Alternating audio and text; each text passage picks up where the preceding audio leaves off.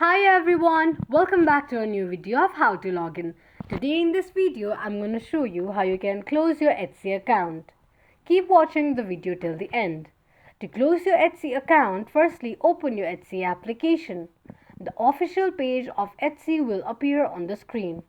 Click on the human icon on the bottom right side of the screen. Click on Settings. On the next page, tap on Manage Your Shop. Sign in to your Etsy once again. Tap on the human icon and click on Account Settings.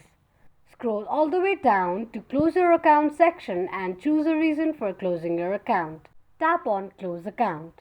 Confirm closing your account by entering your password associated with your Etsy account and click on Close Account once again. This is how you can close your Etsy account quickly and easily just in few steps. If you have any thoughts or queries, let us know in the comment section. Don't forget to subscribe to our channel. Also press the notification bell icon so that YouTube will notify you whenever we post a new video.